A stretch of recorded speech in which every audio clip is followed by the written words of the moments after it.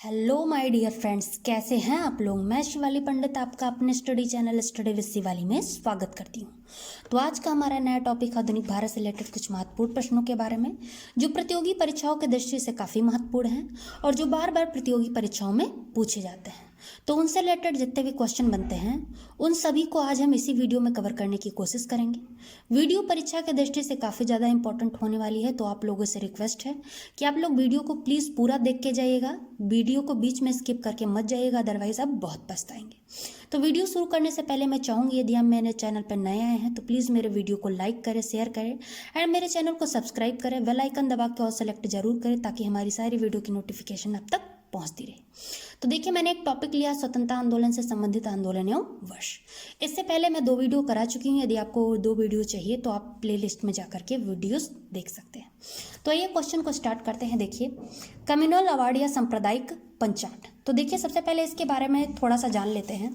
तो जैसा कि आप लोगों को पता है कि आपका गोलमेज सम्मेलन हुआ था, यानी 3 गोलमेज सम्मेलन हुए थे। तो उसमें क्या था, तीनों गोलमेज सम्मेलन के समय जो इंग्लैंड का प्रधानमंत्री जेम्स रैमजे मैकडोनाल्ड था, उसने क्या किया था, भारतीयों के बीच आपसी खाई को बढ़ाने के लिए, यानी कि उस समय बहुत ज़्यादा झगड़े का माहौल था, लोग अपने अपने तरीके से चलाना चाह रहे थे। तो उस दौरान इसने क्या किया कि भारतीयों के बीच जो आपसी खाई है, आपसी झगड़े हैं, उनको बढ़ाने के लिए इसने एक घोषणा की थी। तो उस घोषणा को जो है वो सांप्रदायिक निर्णय भी कहा जाता है, या फिर उसी घोषणा को क्या नाम दिया गया था, कम्युनल अवार्ड या सांप्रदायिक अवार्ड, या फिर कह सकते हैं सांप्रदायिक पंचाट भी कहा जाता है। तो देखिए, कब पास किया गया था, ये 16 अगस्त 1932 ईस्वी को पास किया गया था। तो ये इसके बारे में एक जानकारी रही। वैसे ये खाली इतना पूछा जाता है कि कम्युनल अवार्ड या सांप्रदायिक पंचाट जो है वो किस सन में पास किया गया था, तो 16 अगस्त 1932 ईस्वी को ये आया था। अब देखिए, आपका सेकंड आ जाता है पूना पैक्ट, ठीक है। और आपका ये जो हुआ है वो कब हुआ है, तो सितंबर 1932 ईस्वी को हुआ है।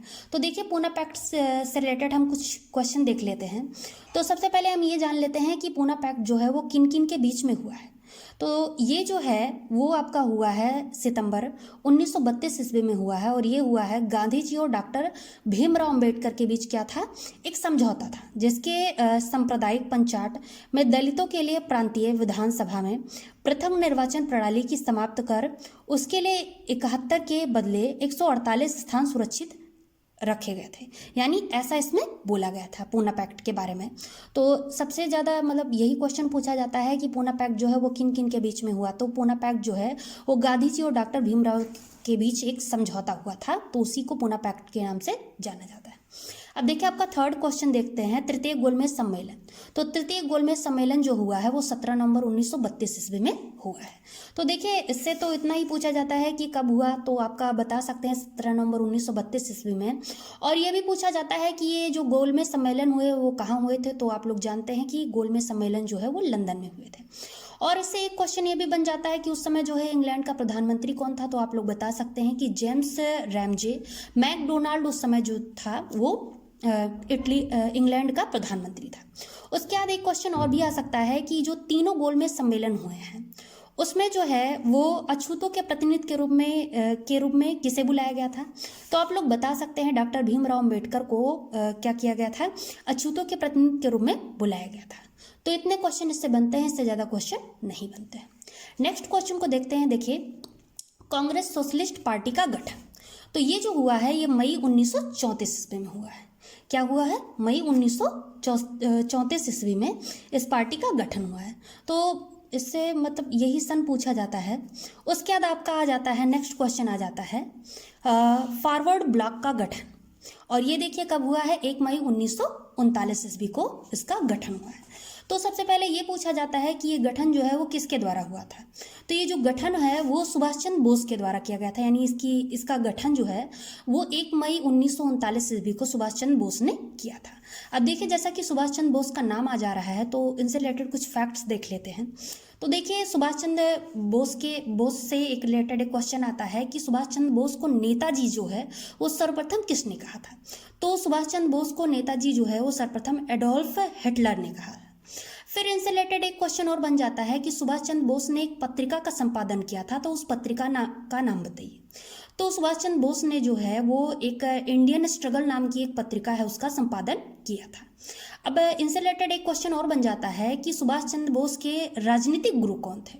तो आप लोग बता सकते हैं कि सुभाष चंद्र बोस के जो है वो राजनीतिक गुरु हैं देशबंधु चित्तरंजन दास थे। फिर देखिए सुभाष चंद्र बोस से कुछ एक नारे आ जाते हैं जो इन्होंने दिए और जो काफ़ी ज़्यादा फेमस भी हुए हैं। तो देखिए इनके कुछ नारे रहते हैं। एक इन्होंने नारा दिया था इनकलाब जिंदाबाद, और ये काफ़ी ज़्यादा फेमस और पूछा भी जाता है कि इनकलाब जिंदाबाद का नारा किसने दिया। उसके बाद एक और नारा इन्होंने दिया था दिल्ली चलो, दिल्ली चलो का नारा दिया था और ये भी काफ़ी ज़्यादा फेमस है। अब देखिए एक नारा इन्होंने और दिया था कि तुम मुझे खून दो मैं तुम्हें आज़ादी दूंगा। तो ये 3 नारे हैं जो बहुत ज़्यादा फेमस हैं और ये पूछे भी जाते हैं, काफ़ी ज़्यादा पूछे जाते हैं। तो इतना क्वेश्चन इनसे बनता है तो आप लोग, आई होप आप लोग बता सकेंगे। अब आपका एक नेक्स्ट क्वेश्चन आ जाता है, देखिए मुक्ति दिवस। अब देखिए मुक्ति दिवस में क्या था कि आपका मुस्लिम लीग यानी इस समय मुक्ति दिवस जो है वो आपका मनाया गया था 22 दिसंबर 1939 ईस्वी को। अब इस दिन क्या था कि कांग्रेस ने क्या किया था, सामूहिक रूप से त्यागपत्र दे दिया था और इस खुशी में यानी कांग्रेस के सामूहिक रूप से त्यागपत्र देने के खुशी में मुस्लिम लीग द्वारा इसको क्या किया गया था, मुक्ति दिवस के रूप में सेलिब्रेट किया गया था। यानी मुस्लिम लीग जो थे वो बहुत ज़्यादा प्रसन्न थे कि एटलीस्ट क्या हुआ, कांग्रेस के लोगों ने सांप्रदायिक रूप से त्यागपत्र तो दिया। तो इसीलिए इस दिन को मुस्लिम लीग वालों ने क्या किया था, 22 दिसंबर 1939 को मुक्ति दिवस के रूप में मनाया था। अब देखिए पाकिस्तान की मांग, तो ये जो है वो 24 मार्च 1940 में की गई। अब देखिए पाकिस्तान से एक क्वेश्चन बनता है कि इसकी जो मांग है वो कब की गई थी। तो देखिए पाकिस्तान की जो मांग है वो मुस्लिम लीग के जो लाहौर अधिवेशन में हुआ था। यानी 24 मार्च 1940 ईस्वी में मुस्लिम लीग का एक लाहौर अधिवेशन हुआ था, उस दौरान पाकिस्तान की मांग की गई थी। अब देखिए इससे रिलेटेड एक क्वेश्चन और बन जाता है कि उस दौरान जो लाहौर में अधिवेशन हुआ है 24 मार्च 1940 ईस्वी को, उस दौरान इसकी अध्यक्षता कौन कर रहा था। तो देखिए उसकी अध्यक्षता जो है वो मोहम्मद अली जिन्ना कर रहे थे और उन्होंने ही पाकिस्तान की मांग करी थी। अब देखिए क्वेश्चन और बन जाता है कि पाकिस्तान शब्द के जन्मदाता कौन है। तो अगर ये पूछे कि जन्मदाता कौन है तो आप लोग बताएंगे चौधरी रहमत अली का नाम बताएंगे, और अगर ये पूछे कि मांग किसने करी थी तो मोहम्मद अली जिन्ना का आप नाम बताएंगे। तो देखिए दोनों में कंफ्यूज मत होइए, ये जो है चौधरी रहमत अली हैं वो पाकिस्तान शब्द के जन्मदाता हैं, और जबकि मोहम्मद अली जिन्ना जो है उन्होंने पाकिस्तान की मांग करी थी। अब देखिए आपका नेक्स्ट क्वेश्चन आ जाता है अगस्ता प्रस्ताव। तो अगस्ता प्रस्ताव जो है वो 8 अगस्त 1940 ईस्वी को पारित किया गया था या फिर आया था। तो देखिए अगस्ता प्रस्ताव के बारे में हम लोग वैसे सुनते हैं अगस्ता प्रस्ताव, लेकिन इसके बारे में होता क्या है, ये क्या चीज़ है, तो सबसे पहले हम जान लेते हैं। तो देखिए उस समय जब आपका क्या हो रहा था, आपका द्वितीय विश्व युद्ध हो रहा था, तो युद्ध में भारतीयों के सहयोग प्राप्त करने के लिए अंग्रेज ये प्रस्ताव लेके आए थे। यानी अंग्रेज चाहते थे कि भारतीय क्या करें, द्वितीय विश्व युद्ध में उनका सहयोग करें और वो लोग भी मतलब उनके साथ शामिल हो जाएं उस युद्ध में। तो इसलिए वो लोग 8 अगस्त 1940 ईस्वी को यह अगस्ता प्रस्ताव लेके आए थे।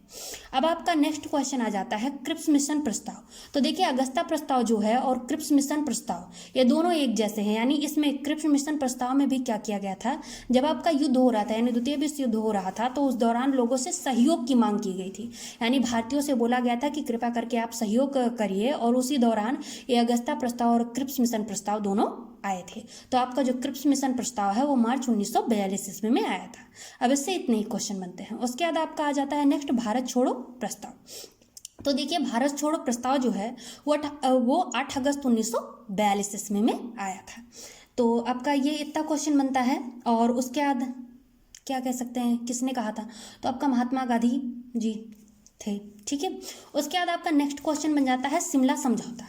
तो शिमला समझौता जो है वो कब हुआ था, तो 25 जून 1945 ईस्वी को शिमला समझौता हुआ था। अब देखिए शिमला समझौते में क्या हुआ था, तो सभी राजनीतिक दलों का सम्मेलन हुआ था। यानी जो शिमला समझौता है उसमें सभी राजनीतिक दल थे, उनका एक सम्मेलन हुआ था और उसी सम्मेलन को शिमला समझौते के नाम से जाना जाता है। और ये कब हुआ था, 25 जून 1945 ईस्वी को। फिर आपका नेक्स्ट क्वेश्चन आ जाता है नौसेना विद्रोह। तो देखिए नौसेना विद्रोह जो है वो 19 फरवरी 1946 ईस्वी को आया था। अब देखिए नौसेना विद्रोह में क्या है, तो नौसेना विद्रोह जो है वो एक जहाज थी। बम्बई में एक INS तलवार नाम की एक जहाज थी। वहाँ के जो सैनिक थे उन्होंने विद्रोह कर दिया था, क्योंकि उनके साथ एक तो बुरा बर्ताव किया जा रहा था, और दूसरा उन लोगों में भेदभाव बहुत ज़्यादा किया जा रहा था। तो उन्होंने भी क्या किया, उन्होंने समानता की मांग करी। यानी उन्होंने भी कहा कि जैसे बाकी ब्रिटिश आर्मियों को समानता का अधिकार मिलता है, वैसे हम लोगों के साथ भी समानता का व्यवहार किया जाए, यानी हम लोगों को उनसे अलग ना समझा जाए और हर तरीके की समानता दी जाए। तो उन्होंने क्या किया था, एक विद्रोह कर दिया था। और कहाँ किया गया था ये विद्रोह? ये किया गया था मुंबई में। और कभी कभी जहाज का नाम पूछ लेता है, तो वो कौन सी जहाज थी? INS तलवार नाम की जहाज थी। वहां के सैनिकों द्वारा ये नौसेना विद्रोह किया गया था। और कब किया गया था? 19 फरवरी 1946 ईस्वी को। अब आपका नेक्स्ट आ जाता है प्रधानमंत्री अटली की घोषणा। और ये कब की गई थी? 15 मार्च 1946 ईस्वी को। तो देखिए, अब आपका आ जाता है, तो इस घोषणा में एक्चुअली में क्या था क्या? तो देखिए, प्रधानमंत्री अटली की जो घोषणा थी उसके तहत भारत को स्वतंत्र कराने का आश्वासन दिया गया था। यानी इन्होंने बोल दिया था कि भैया अब क्या है, अब तो हम भारत छोड़ के जा ही रहे हैं, यानी आप पूर्ण रूप से स्वतंत्र हो। तो इनकी घोषणा से आप लोग प्रसन्न हो जाइए कि एटलीस्ट इन्होंने कुछ तो कहा। तो ये है कि प्रधानमंत्री अटली की घोषणा के तहत भारत को पूर्ण रूप से स्वतंत्र कराने की मांग क्या है कि उन्होंने आश्वासन दे दिया था कि भैया आपको दे रहे हैं, शासन की बागडोर दे रहे हैं, आप लोग देखिए, हम लोग जा रहे हैं। ठीक है, तो ये हमारे लिए काफ़ी अच्छा दिन रहा होगा। उसके बाद आपका आ जाता है कैबिनेट मिशन का आगमन। और ये जो है वो 24 मार्च 1946 ईस्वी को आया था।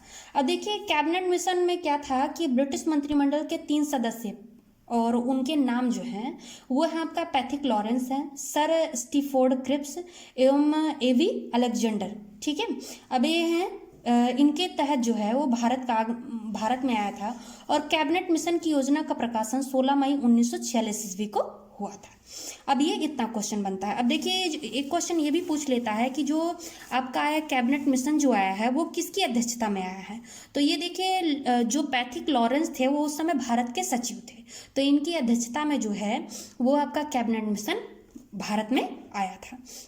अब आपका देखते हैं, नहीं अब तो कोई क्वेश्चन नहीं बचा। तो आई होप आपको मेरी ये वीडियो अच्छी लगी होगी। यदि मेरी वीडियो आपको अच्छी लगती है तो प्लीज़ हमें कमेंट करके बताइए। और अगर आपको लगता है कि इस वीडियो में कोई कमी है तो आप कमेंट करके बता सकते हैं। अपने विचार जो है वो हमारे साथ साझा कर सकते हैं। और मैंने आप लोगों के लिए बहुत मेहनत करी है, तो प्लीज़ वीडियो को लाइक करें, जितना ज़्यादा हो सके शेयर करें और मेरे चैनल को सब्सक्राइब करें। Thank you.